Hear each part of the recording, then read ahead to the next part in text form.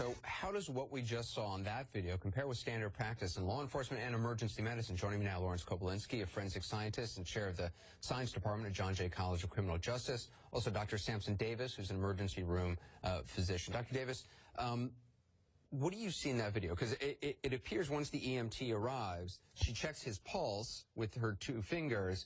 She talks to him as if he's conscious, but to me, he certainly doesn't look conscious, and it doesn't look like anything else is undertaken. Right. I mean, the whole situation wasn't truly evaluated. She doesn't have any history as to what happened, what unfolded, why was he unconscious. And when she checked his pulse, what I noticed is that they didn't check to see if, or she didn't check to see if he was really breathing and how adequate his breathing was. A simple way to do that is to put her ear to his mouth to see if there's breath sounds or if he's adequately breathing, or lift his shirt to see if his chest is rising or going down. What I'm noticing is that he wasn't really responsive at all. He was unconscious, and if he did have a pulse, was it a bounding pulse? Was it a weak pulse? I mean, all that goes into evaluating the scenario. So if somebody is breathing, you don't do CPR on them, but the police keep saying to, like, passersby, back off, we need to give this person air, but couldn't the EMT actually have given him some oxygen or something? Yeah, I mean, what might she have done? Right, so there's all levels of EMTs. The most basic EMT, they're trained to deliver oxygen. So at that point, he should have been given oxygen. And your advanced EMTs can intubate or put a tube in your throat to help control the breathing. Given his history of asthma and the fact that he was constricted and couldn't take in breath sounds, he was, totally had an anoxic event or starvation of oxygen to the brain and to the heart and to the lungs. So in that video, he's already died. I think so, yeah. I mean, we're told he's died of cardiac arrest actually in the ambulance, but he's dying. And a cardiac arrest was secondary to lack of oxygen. Right. So he was starved of oxygen. So he is dying, and from what I'm seeing on the video, without being on the scene, it's tough to say, but he needed to have his airway controlled.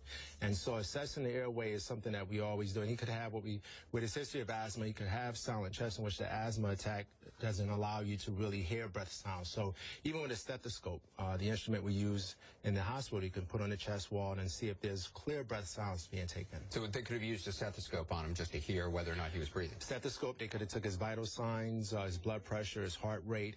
Although you do feel a pulse, is it a steady rhythm, or is it an abnormal rhythm? Is it what we call an agonal rhythm? Is the person starting to decompensate and the heart rate is not sustaining? And Dr. Kobylinski, the cause of death, according to the medical examiner, homicide as a result of compression of the neck, compression of the chest. That's correct.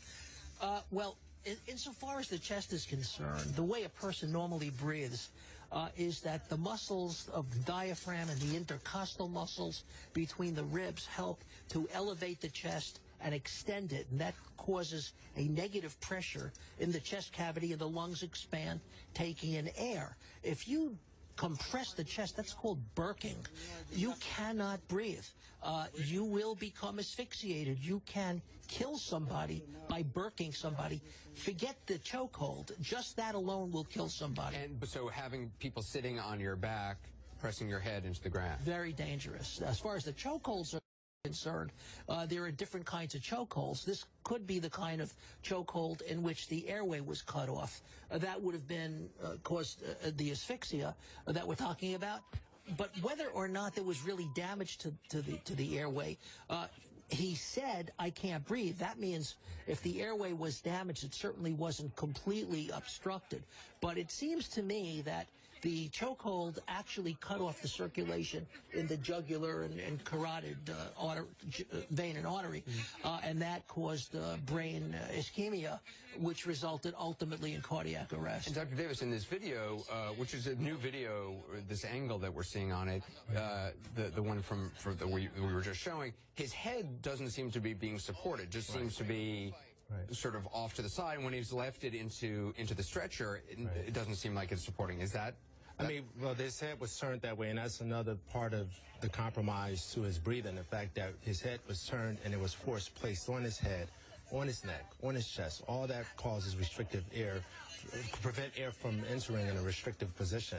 And so when they turned him over, he had no muscle control at all because he wasn't conscious. And our time, you know, we often say if your brain and your heart can go 4 minutes, maybe 5 minutes max without oxygen. After that, irreversible states set in. So even if you resuscitate a person after 4 or 5 minutes, they're going to have some form of mental delay, or they may have some form of a heart challenge or heart issues resulting from starvation of oxygen. Were you surprised to see the medical response here?